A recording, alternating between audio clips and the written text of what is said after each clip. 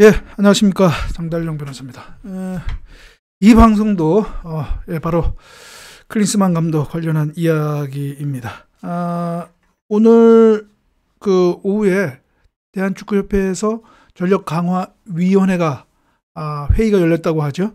그래서 클린스만 감독하고 화상회의를 통해서 회의를 했다고 하는데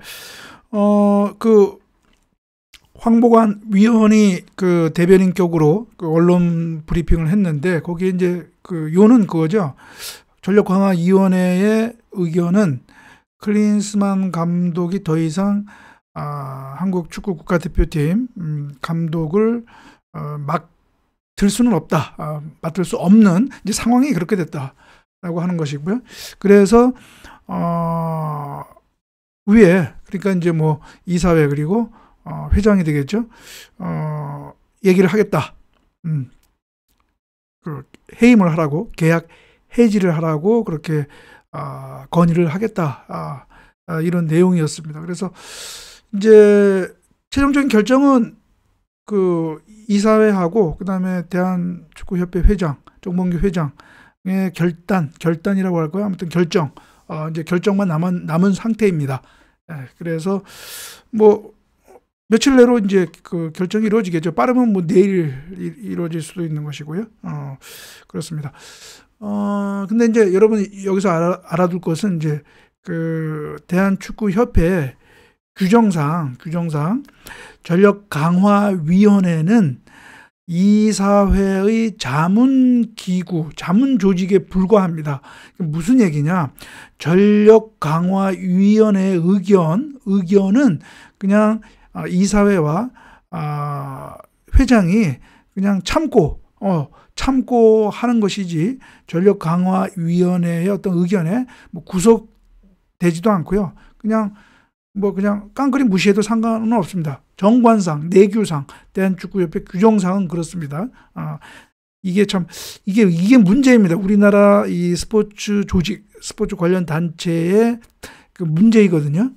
문제인데 아무튼 이제 그렇습니다. 그래서 결국 어떻게 보면 최종적인 이제 판단은 대한축구협회 이제 정명구 회장이 이제 하는 것인데요.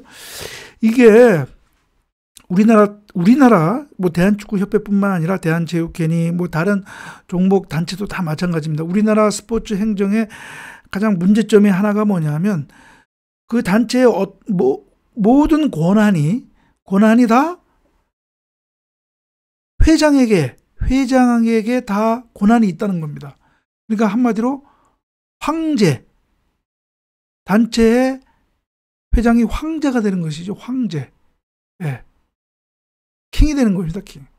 그러니까 모든 것을 다 사실상 그 회장이 좌지우지한다라고 할 수 있겠죠. 이사회도 사실상 회장의 의중대로 이렇게 굴러가는 것이죠. 그러다 보니까 제가 조금 전에 얘기했지만 이런 뭐 전력강화위원회니 무슨 뭐 기술위원회니 그것이 다 회장과 이사회의 그 자문기구밖에 안 되는 것이거든요. 그러니까 여기서 전력강화위원회나 기술위원회가 어떤 의견을 내도 거기에 뭐 그냥 회장이나 이사회가 그냥 무시해도 상관없는 거니까요. 그래서 이게 그 모든 정권, 그러니까 이번 클린스만 감독 선임하는 데 있어서도 마찬가지잖아요. 정상적이라면 전력강화위원회가 그 후보자를 물색을 하고 평가를 해서 이 사람이 정말 우리 국가대표팀 감독으로서 최적입니다라고 올리면 그러한 전문적인 판단을 존중을 해서 이사회와 회장이 승인하는 것이 아니라 탑다운으로 그냥 회장이나 특정인이 특정 후보자와 접촉을 해서 거기서 정해놓고 그냥 전력강화위원회에게는 그냥 형식적으로 그냥 절차를 거치는 이런 게 이제 문제라는 거죠. 근데 그거에 반해서 외국, 특히 이제 스포츠 선진국이라고 하는 외국, 미국이나 유럽 같은 경우에는 이러한 스포츠 단체가 권력의 어떤 그런 그 견제, 그다음에 균형, 이것이 아주 구조적으로 잘 이루어졌거든요. 그러니까 단체의 회장이라고 해서 우리나라처럼 이렇게 정권을 행사하는 것이 아니라 각각의 관련된 권한은 각각의 조직에 다 분산이 되어 있는 것이죠. 단지 그 회장, 대표는 최종적으로 그것을 오케이하고 관련된 계약서나 문서에 사인하는 역할, 그리고 그 단체를 대표하는 역할에 그치는 것이지, 우리나라처럼 이것저것 다 그냥 좌지우지하는 것이 아니라는 얘기죠. 그렇습니다.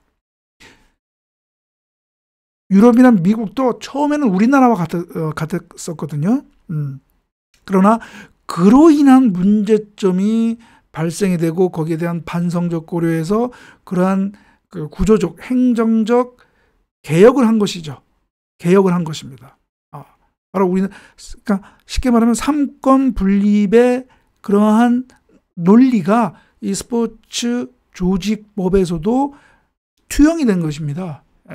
그러니까 어떠한 행정이 투명하고 공정하고 엄정하게 이루어질 수가 있는 것이죠. 그런데 우리나라는 그렇게 된 것이 아닌 것이죠. 그래서 바로 이 클린스만 감독, 이게 참 어떻게 보면 역설적으로 얘기가 될 수도 있는데, 만약에 클린스만 감독이 이제 경질이 된다라고 하면, 저는 이 기회, 이 클린스만 감독 사태가 우리나라 대한축구협회의 행정적, 구조적으로 뭔가 좀 변화할 수 있는, 선진적으로 변화할 수 있는 기회로 삼아야 되겠다. 좀 약간 좀 우습게도 이 클린스만 감독이 2011년인가 2011년부터 2016년까지 미국 그 남자 축구 대표팀을 맡았잖아요. 예, 그래서 2018년 월드컵 미국 실패해서 그냥 아웃되었잖아요. 클린스만 감독이. 바로 이 클린스만 감독 때문에 미국이 이 미국 축구협회가 구조적으로, 행정적으로 뭔가 좀 발전하는 계기가 되었다라는 것이죠. 우습게도. 이게 어떻게 됐냐면, 여러분, 이 미국 그러니까 미국 다른 뭐 단체도 마찬가지인데요. 미국 그 축구협회요. 제가 홈페이지를 배경으로 화면으로 제가 보여드릴게요. 이게 미국 축구협회 홈페이지인데요. 여러분들 나중에 시간 한번 되시면 한번 가보세요. 이 구조적으로 거버넌스 구조가 아주 잘 되어 있습니다. 당연히 회장이 있고요. 그 다음에 그 보드 디렉터, 그러니까 뭐 우리말로 따지면 이사회가 있고요.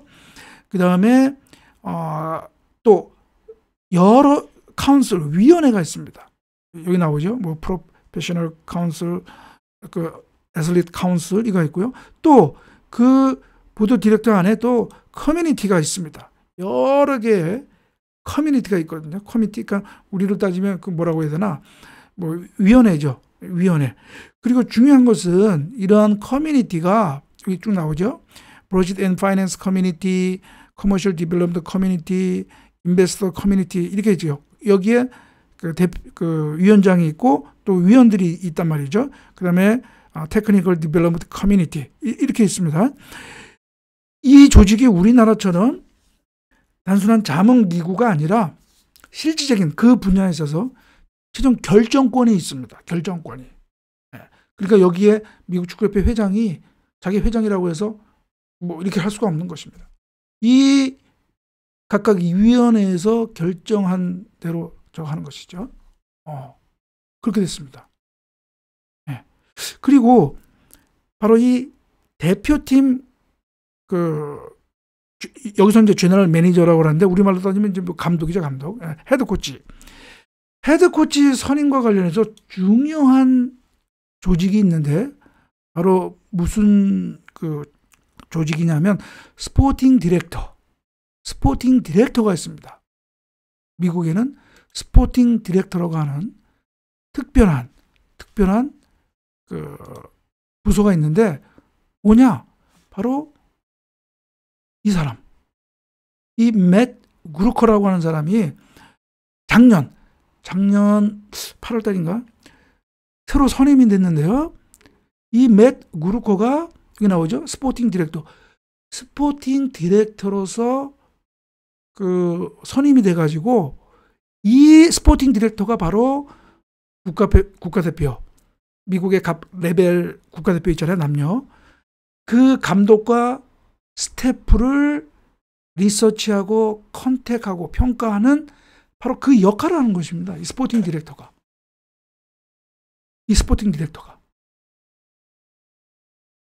그러니까 전권을 가지고 누가 미국 국가대표팀의 감독으로서 최적임자인지를 평가하는 거죠.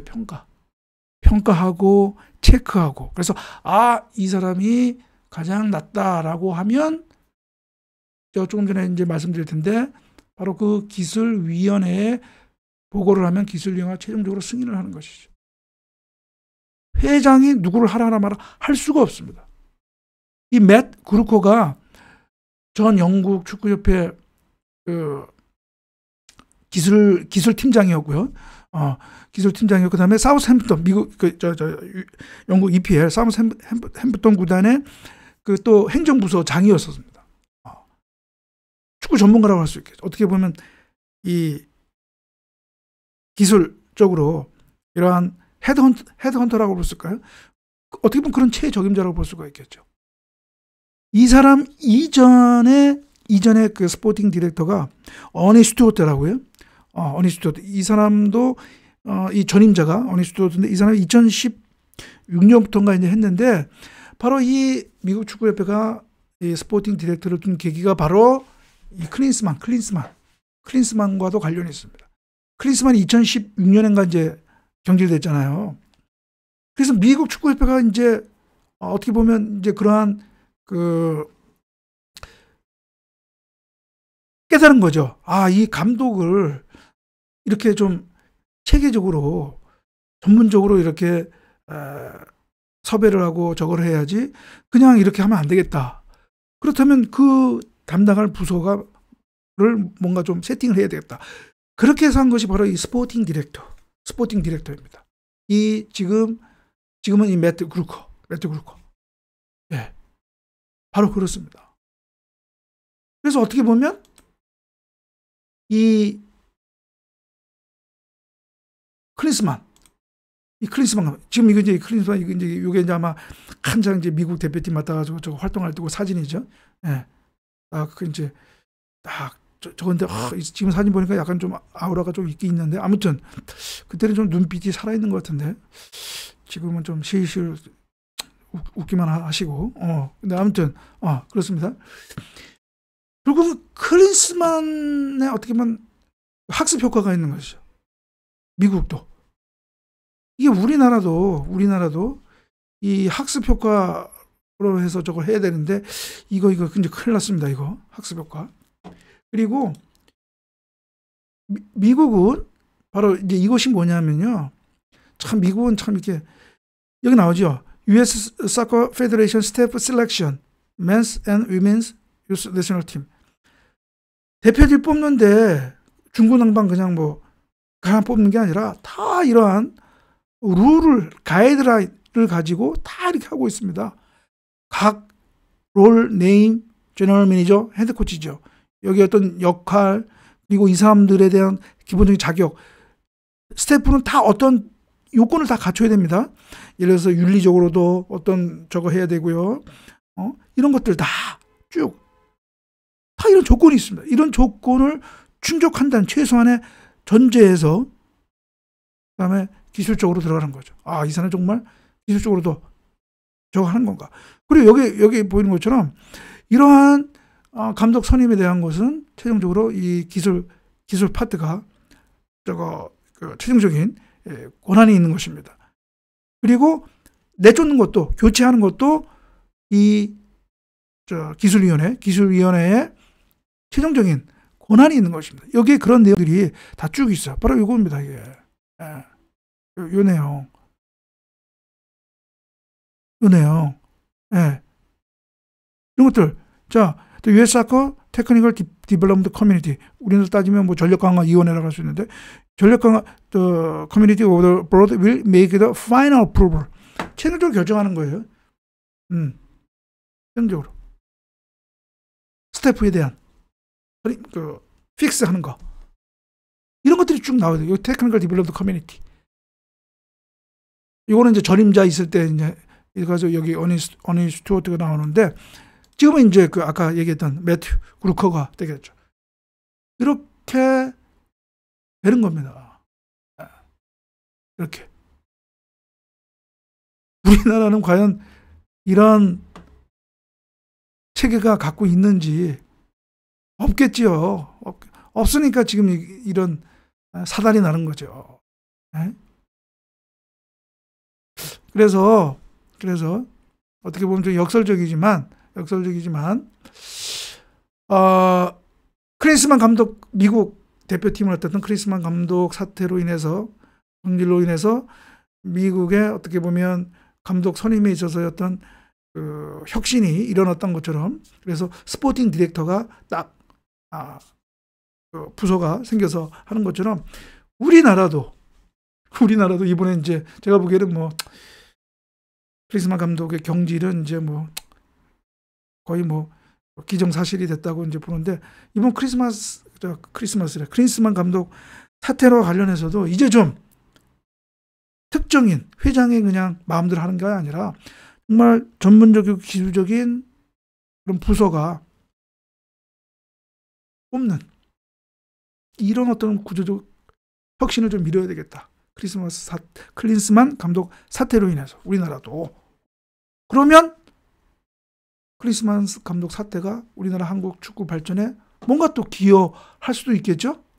제가 제목에다 한 것처럼 클린스만 감독이 미국 축구에 기여한 것처럼 우리나라도 클린스만 감독 사태가 한국 축구 협회에 뭔가를 기여한다라고 하는 것이죠. 예, 그렇습니다.